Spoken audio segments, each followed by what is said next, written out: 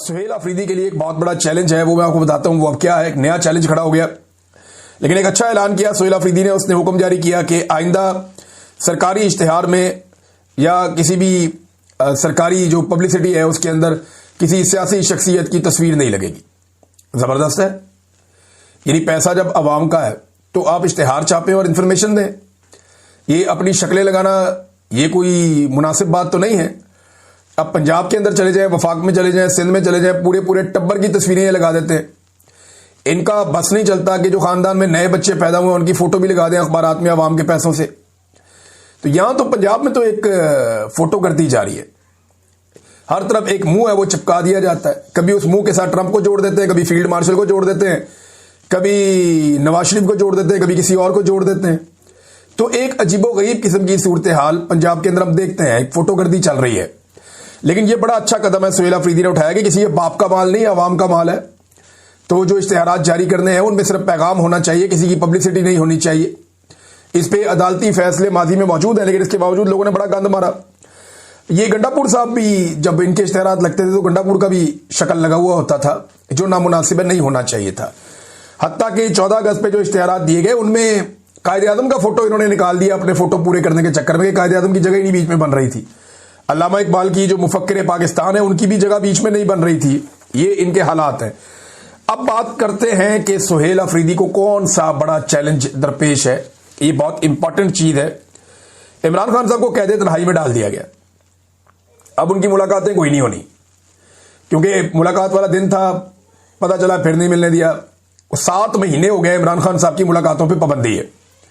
अब आप कहेंगे ये जो इमरान खान की बातें बाहर आ रही हैं या जो लोग मिलते हैं वो कैसे, तो वो इमरान खान साहब के ऊपर जेल में एक ट्रायल किया जा रहा है और उस ट्रायल को कानूनी तौर पे ये बाउंड है कि उस ट्रायल के अंदर कोई ना कोई जर्नलिस्ट, वुकला या इमरान खान साहब की फैमिली का कोई मेंबर उसको उस ट्रायल के दौरान मौजूद होना चाहिए, और जो उसके साथ दीगर मुजरिम है उनको भी वहां मौजूद होना चाहिए। तो ये ट्रायल जो है इस दौरान में मौका मिल जाता है इमरान खान साहब की बात सुनने का, बात करने का या उनका पैगाम बाहर आने का। ये तोशाखाना 2 का ट्रायल चल रहा है। अब तोशाखाना का जो 2 का ट्रायल है उसमें फैसला देने की बजाय उसको लंबा लटका दिया गया। अगली तारीख डाल दी गई 29 अक्टूबर की। वजह क्या है ये जरा समझिए आप। तोशाखाना 2 के ट्रायल के अंदर कुछ गवाहान जो हैं वो झूठे साबित हो गए अदालत में।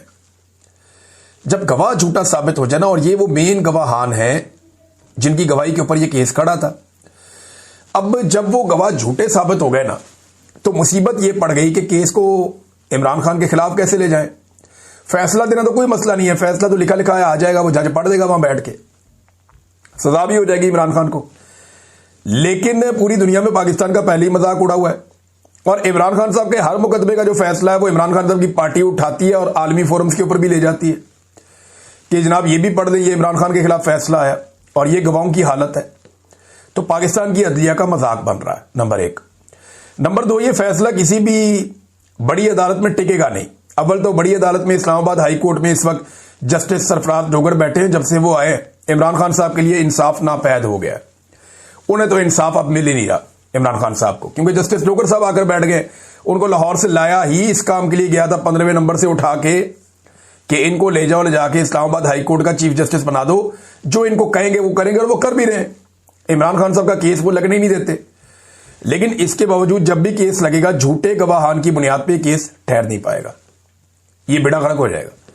और वक्त जब बदलता है तो फिर पाकिस्तान तहरीक इंसाफ को मौका मिलेगा, वो जुडिशरी की इन कार्रवाइयों के खिलाफ अपील्स में भी जाएंगे और हालात तब्दील भी होंगे।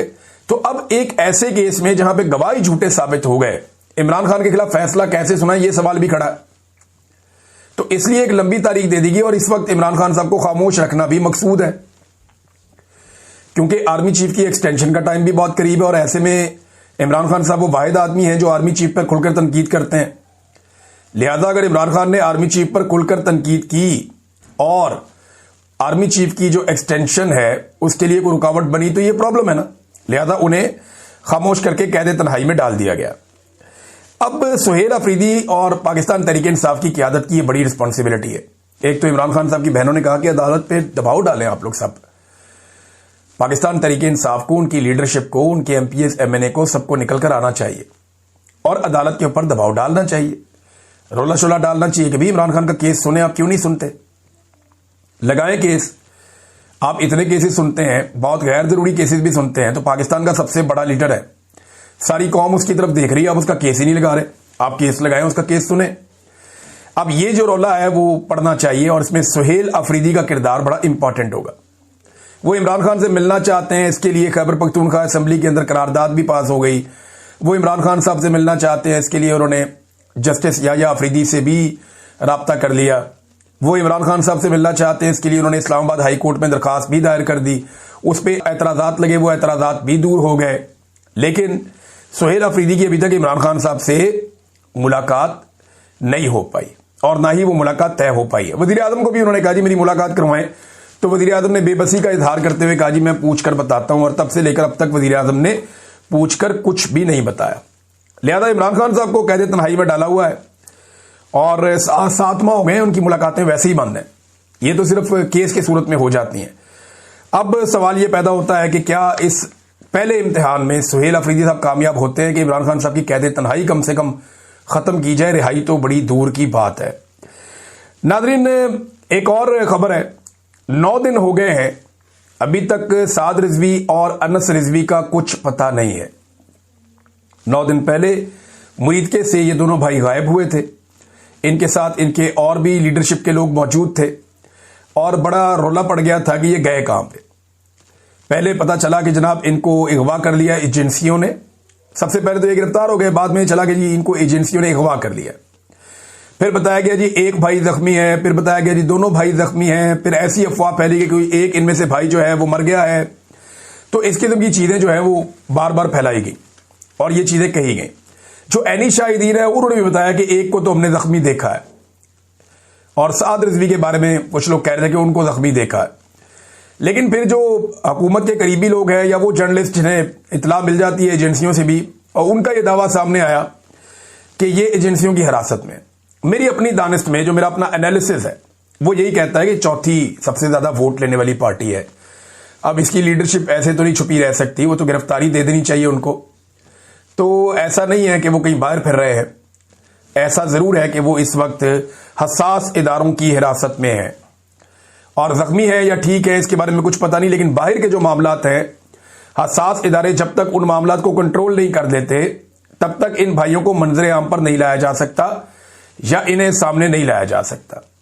और अगर इनमें से किसी एक को कुछ हो गया है जिसके बारे में खबरें चलती रही हैं, तो फिर सूरत हाल बिल्कुल मुख्तलिफ होगी। लेकिन मुझे नहीं लगता, जितने दिन गुजर गए हैं इतने दिन तक हुकूमत रिस्क ले नहीं सकती है ये एजेंसियों की हिरासत में, जब तक बाहर पूरा कंट्रोल नहीं हो जाएगा पूरी पार्टी पे।